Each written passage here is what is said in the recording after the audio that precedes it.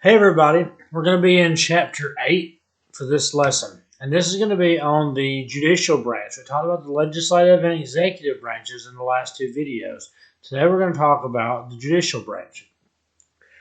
This is once again Standard 5. This is a big one in civics. Compare duties and functions of members of the legislative, executive, and judicial branches of Alabama's local and state government and of the national government. We're going to discuss the judicial branch, look at the judicial system and examine the types of court systems or the kind of cases that the court system hears. The United States Supreme Court is at the top of the federal court system. So there's a bunch of federal courts. You'll hear about federal court judges and things like that. But the Supreme Court is at the very top. The goal of the legal system is to treat all people the same. And the idea of equal justice is really hard to achieve.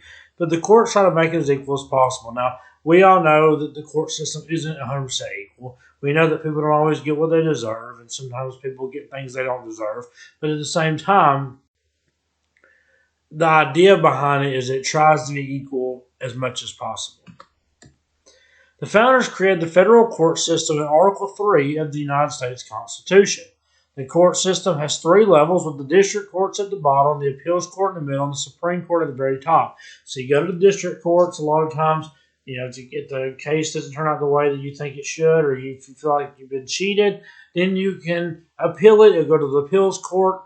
Ultimately, things can make it to the Supreme Court, but usually the Supreme Court's not going to hear a case unless it's involving something constitutional. So if you have enough money and you say, I'm going to fight this all the way to the Supreme Court, it really depends on what the case is if they're going to take it. And they can choose not to take it.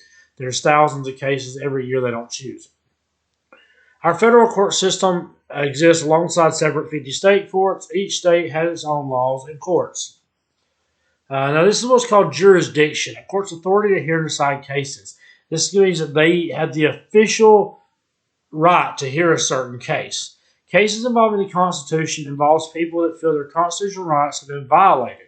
Federal courts also hear cases where a person is accused of a federal crime, such as tax evasion. Tax evasion is a federal crime because you are wronging the federal government by not paying taxes. That's the way they look at it. An opinion is a detailed explanation of the legal thinking behind a court's decision. So when the Supreme Court or any court comes up with their decision, then the federal judge, the Supreme Court justice, will write their opinion on this piece. And they'll say, we came to this conclusion because of this and this, all that kind of stuff.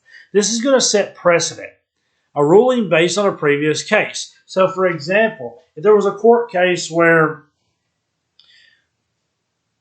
let's just say, we'll just use something like Brown versus Board of Education.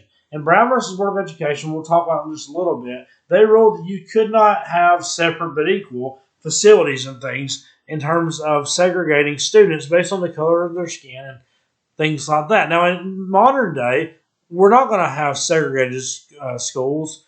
They're going to be a white school and a black school or something like that. But there may be a similar thing that happens where a certain district isn't getting the same rights or opportunities another one is. And, they can go in and say, well, look at what happened in this court case. They ruled that separate but equal isn't okay. So in the same way, we need to have good things just like this other school does. That's kind of the idea. The precedent means they'll look at another court case and say, well, you decided this in this court case, or the judge did.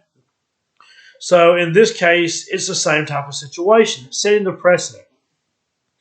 It does not have the full force of law, but it's a very powerful argument in court. You're not going to always win when you cite precedent, but there is a good chance that you will. It's a very good defense in court.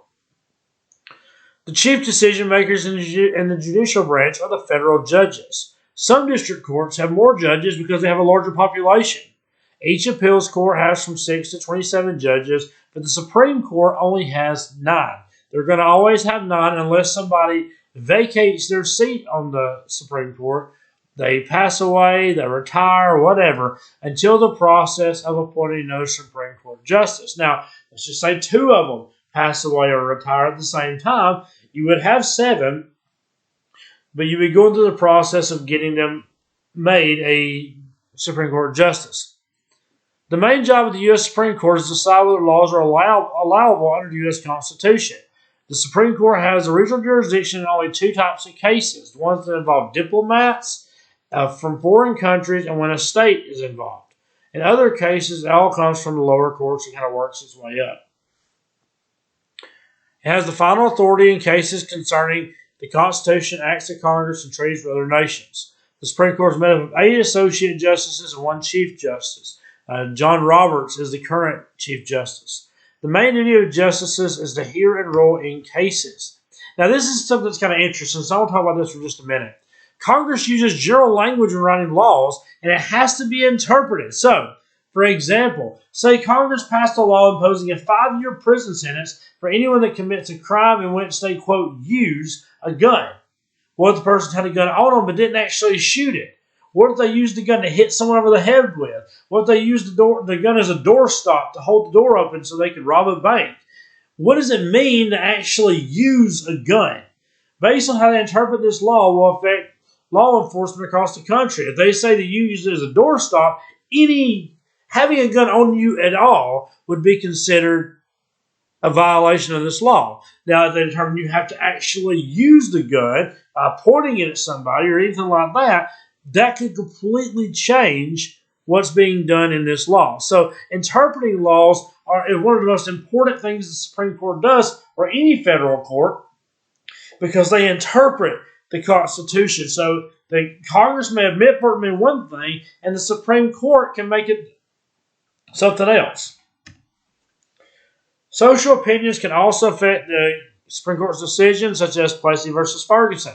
The court ruled to segregate society, but as the social view changed, and people started realizing that segregation wasn't the way to go, which many people believe that to begin with, but they decided to overrule it in Brown versus Board of Education of Topeka, because they said, you know what, this separate but equal thing, it's not working because it's not separate but equal. It's not equal at all. The court determined this violated the 14th Amendment, which was, the right for people to be citizens and to have the same rights as each other. We're all equal under the eyes of the law. That's the idea. So that's going to be wrapping it up about the Supreme Court. Just a few more things I want to mention. It's important that we pay attention to the Supreme Court because a lot of times the president that nominates them will have an impact on the way that judge rules. For example, Donald Trump, he may not put a Supreme Court justice on there that's going to make strict gun laws, make laws that is making widespread abortion, things like that usually people that are conservative are against.